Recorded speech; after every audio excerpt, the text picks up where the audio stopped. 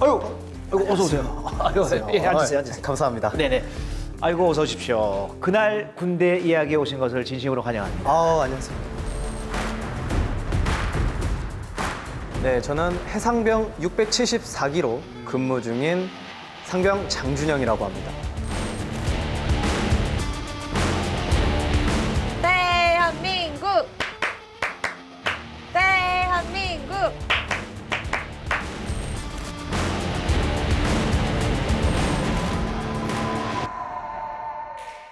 야, 이걸 아신다면은 아주 뜨거웠던 2002년을 기억하시는 거겠죠? 아유, 그럼요. 당연히 기억하죠. 대한민국 자동으로 나오잖아요. 이 응원 아시죠? 이걸 모를 수가 없죠. 이거 바로 2002년 네. 한일 월드컵 당시 응원구이지 않습니까? 2002년은요, 대한민국이 월드컵 출전 역사상 처음으로 4강에 진출한 해였는데요. 온 국민의 축제였죠. 네. 그리고 2002년 6월 29일에 두 가지 역사적인 사건이 일어나요. 하나는 준영 씨와 제가 알고 있는 한일 월드컵 4강 확정. 다른 하나는 뭘까요? 다시는 일어나지 말아야 할 일, 바로 그 사건입니다.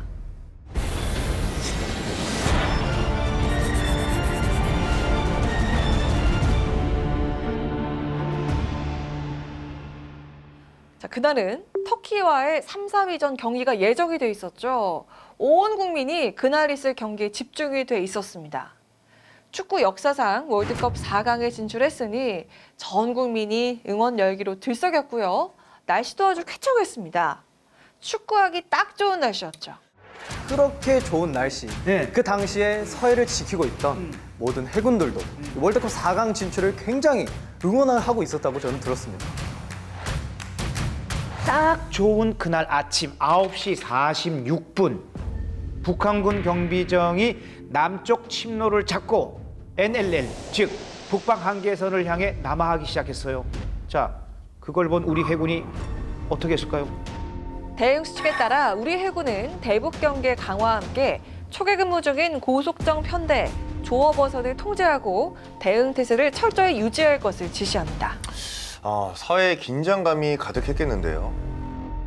그때 이제 북한 684하고 적정들이 이제 내려오기 시작하는 겁니다. 그래서 저희들이 실전 전투 배치를 붙게 됐고 평상시에는 출동용 탄약 장전이 되어 있습니다. 그래서 언제든지 실전 전투 배치 붙어서 바로 즉각 사격을 할 수 있는 그런 상황까지 준비는 철저하게 되어 있었습니다. 9시 54분 이 북한군 경비정이 연평도 서쪽 7마일 해상에서요 북방 한계선을 침범하죠. 근데 사실 6월 29일 이전에도 얘네들이 여러 차례 이 북한군 경비정이 비슷한 기동 양상을 보여왔거든요. 그래서 우리 측은 즉각 참수리 357, 358 호종을 긴급 출동 대응하면서 경고 방송했습니다. 당신들은 북방 한계선 침범했다. 지금 즉각 변침하여 북상하라, 북상하라. 경고 방송에 북한군 경비정이 돌아갔을까요? 참 돌아갔다면 좋았을 테지만 그날 북한군은 돌아가지 않았습니다. 사실 1999년에도 북한군은 자신들의 꽃게잡이 어선들을 보호한다는 명목으로 6월 7일부터 해상 교전이 일어난 6월 15일까지 9일간 총 11번에 걸쳐서 우리 관할 해역을 침범해 왔었죠. 이때 교전을 제1연평해전이라고 합니다. 2002년 6월 29일 그날은 경고방송에도 북한군 경비정이 돌아가지 않았습니다. 그리고 10시 25분 북한군 경비정이 참수리 357호적을 향해서 한 행동이 뭐였을까요? 기습 공격? 펑! 뻥! 북한군은 또다시 선제 기습 공격을 감행합니다. 그 사건이 바로 제2연평해전입니다. 맞습니다. 6월 29일 오전 10시 25분경부터 10시 56분까지 31분간 남북 해군 함정 간의 함포 사격을 주고받는 교전 사태가 발생해 2002년 6월 29일에 일어난 제2연평해전. 북한군의 공격을 받은 참수리 357 호종은 어떻게 됐을까요? 공격을 피했으면 모를까 함포에 맞았다면 무사할 리 없죠. 맞아요. 무사하지 않았습니다. 하지만 적의 기습 공격에 맞서서 참수리 357호적은 치열한 교전을 벌였습니다. 아니 도대체 북한군은 왜 자꾸 북방 한계선을 침범하는 거죠? 이 북방 한계선은 1953년 유엔 사령부가 정전협정 체결 직후 서해 5도인 백령도, 대청도, 소청도, 연평도, 우도를 따라 그은 해안 경계선을 말하는데요. 이 북방 한계선은 남북한의 실질적인 해상 경계선이지만요. 북한은 90년대 이후에 이에 대해서 이의를 제기해 왔어요. 제1연평해전 때는 북한군 함정의 기습 공격에도 불구하고 우리 해군이 기관포로 즉각 응사의 교전이 일어난 지 14분 만에 격퇴하는 승리를 거뒀습니다.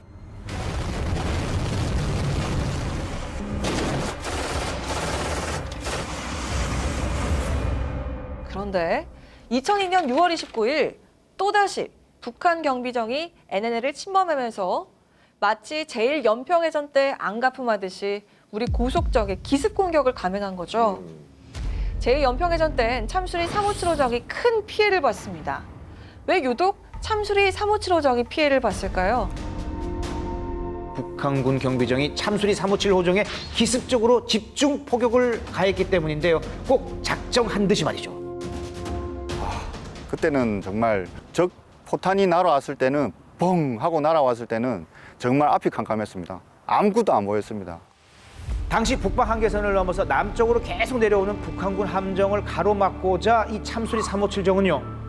함정의 현측, 그러니까 이 배 옆구리로 적함의 진로를 막는 차단 기동을 하고 있었어요.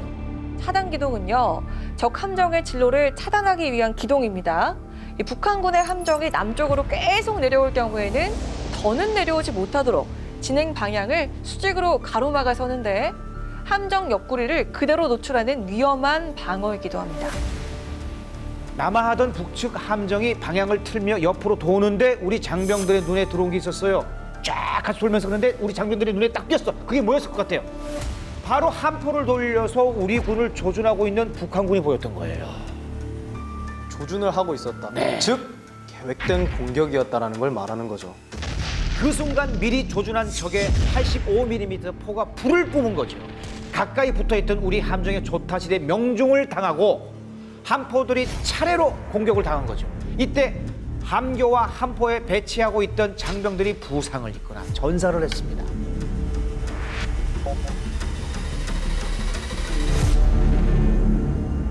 북한군 경비정이 쏜 포탄이 함교에 명중하면서 윤영아 소령이 파편상을 입었죠. 북한군의 아주 비열하고 계획된 선제 공격에도 불구하고 참수리 357호정이 평소에 훈련했던 대로 대응을 실시하죠. 적군을 향해 쏴라! 적군을 향해 쏘라! 승조원들이 북한군 경비정의 선제 기습 포격에 맞서도록 대응 사격 명령을 내리죠. 윤영아 소령은 승조원들을 독려하면서 지휘를 계속했는데요. 윤영아 소령이 엎드려! 라고 명령을 내린 그 순간 또 한 번 포탄이 날아오면서 참수리 357호정의 함교에 명중해서 호금과 파편으로 아비규환이 됐습니다. 총탄과 포탄이 쏟아지는 적의 기습 공격에 우리 윤영아 소령은요. 함교에서 전투를 지휘하던 중에 함교에서 장렬히 전사합니다. 한상국 상사는 2001년 참수리 고속정 357호정의 조타장으로 부임해서 근무를 했는데요. 북한군의 조타실 공격으로 부상을 입어서 피를 흘리면서도 조타기를 놓지 않았습니다. 생명이 위험한 만큼 큰 부상을 입은 그는 왜 조타기를 놓지 않았을까요? 키를 놓는다면 참수리 357호정의 침로를 이탈할 수도 있었기 때문이죠. 한상국 상사는 참수리 357호정의 침로를 유지하여 북한 해역으로 함정이 넘어가지 않도록 하기 위해서 끝까지 최선을 다했습니다. 6월 29일 제2연평해전 직후 시신이 수습된 다른 전사자들과는 달리 한상국 상사는 참수리 357호정과 함께 침몰했다가 그해 8월 9일 인양됐습니다.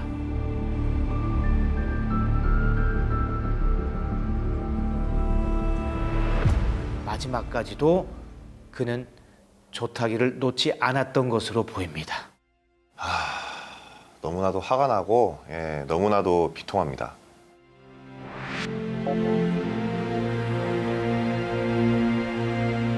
그리고 조천영 상사, 조천용 상사는 빗발치는 적의 포탄 속에서도 함포의 방아쇠를 붙잡은 채 적을 향해 응사하다가 전사했습니다.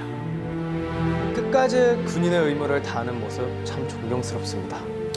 선체에는 수백 군데 포탄과 파편 자국이 있었다고 합니다. 당시 조천용 상사에게는 100일이 갓 지난 딸이 있었어요.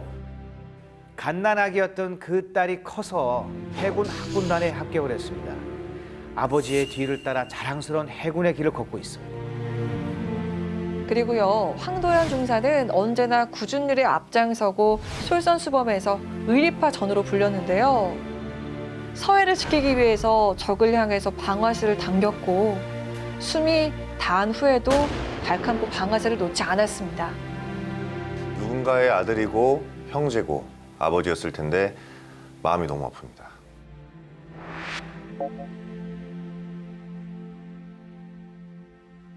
만약에 전투 중에 총알이 아주 소나기처럼 쏟아지는데 엄폐물이 없다. 그럼 지광 씨 어떻게 하시겠어요?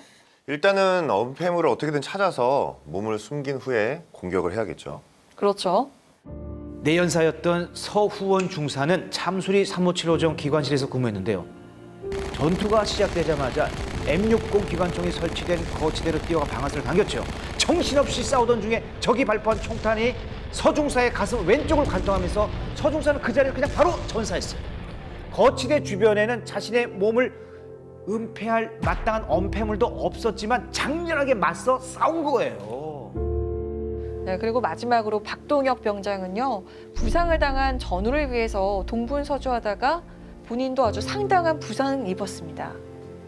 자신의 목숨을 걸고 함정 여기저기를 옮겨다니면서 쓰러지는 전우들을 치료하기 위해서 몸을 숨기지 않고 뛰어다녔던 것이죠. 의무병은 사실 부상자가 생겼을 때 치료를 하는 임무이기 때문에 결국에는 가장 많은 그 배에서 돌아다니면서 부상자를 치료를 해야 됐던 것이죠.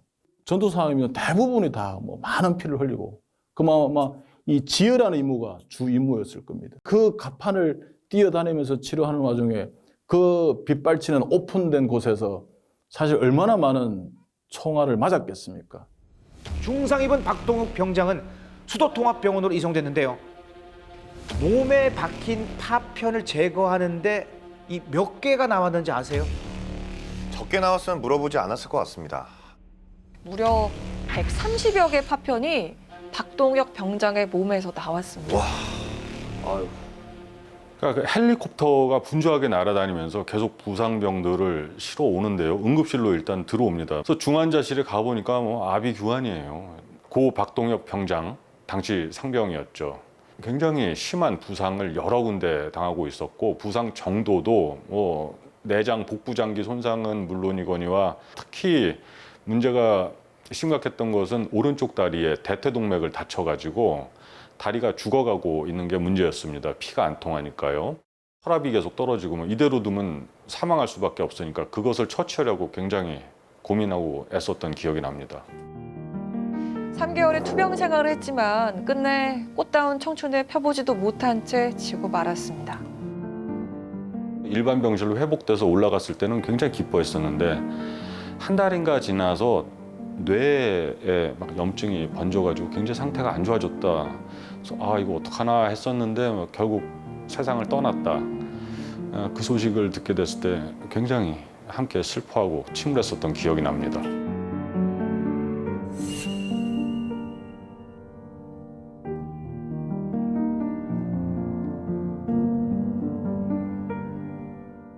얘기를 들으면 들을수록 너무 화가 납니다.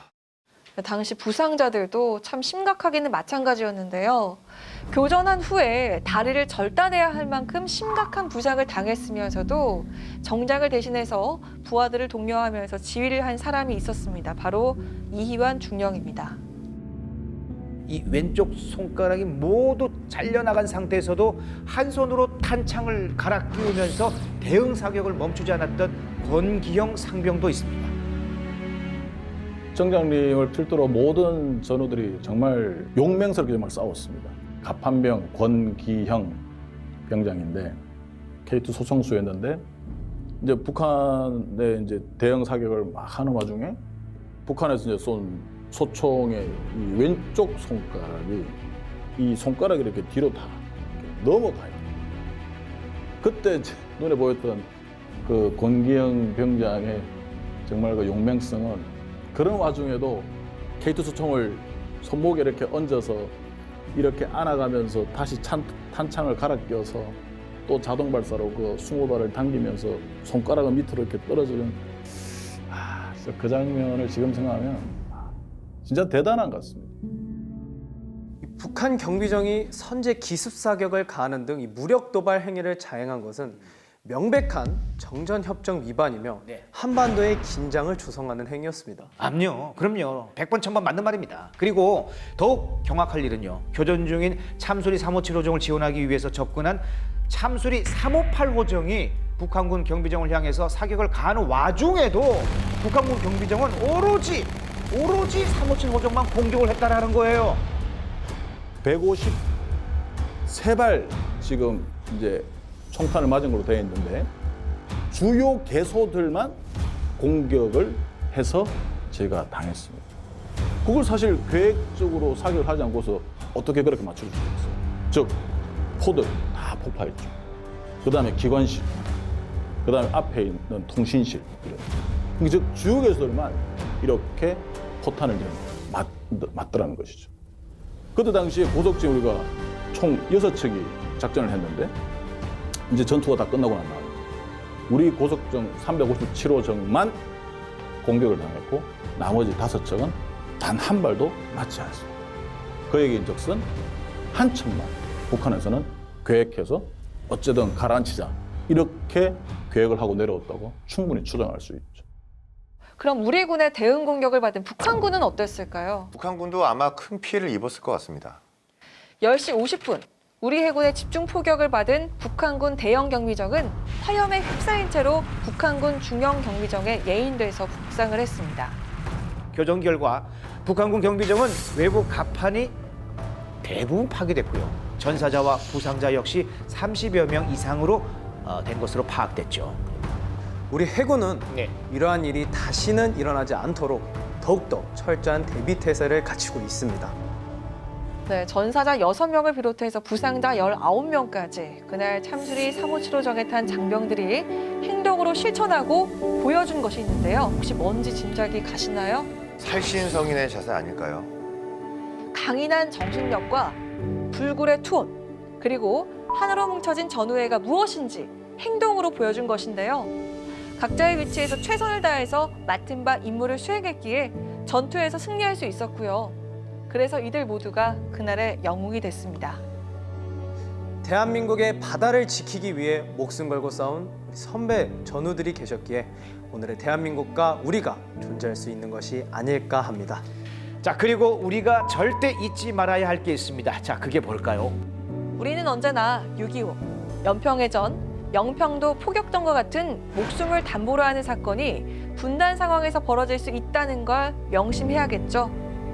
나라를 위해서 목숨을 바치는 일은 누구나 할 수 있는 일이 아닙니다. 그럼요, 절대 누구나 할 수 있는 게 아닙니다. 대한민국의 자랑스러운 군인이었기에 가능한 일입니다. 그분들이 그토록 소중한 목숨을 희생하면서까지 지키고자 했던 대한민국에서 이들의 죽음이 가치 있는 일로 남을 수 있도록 호국 영웅들을 영원히 기억해야 하는 것, 그것이 남겨진 우리의 몫이 아닐까 싶습니다. 20년 전 대한민국 해군 장병들은 몸을 바쳐서 이 서해 앞바다를 지켜내었습니다. 앞으로도 대한민국이 영원히 평화롭고 또 건강한 그러한 나라가 되기를 진심으로 바라고 항상 적은 기습 도발을 할 수 있다는 생각으로 최선을 다해서 서해 수호를 하겠습니다. 제2연평해전을 꼭 기억해 주십시오.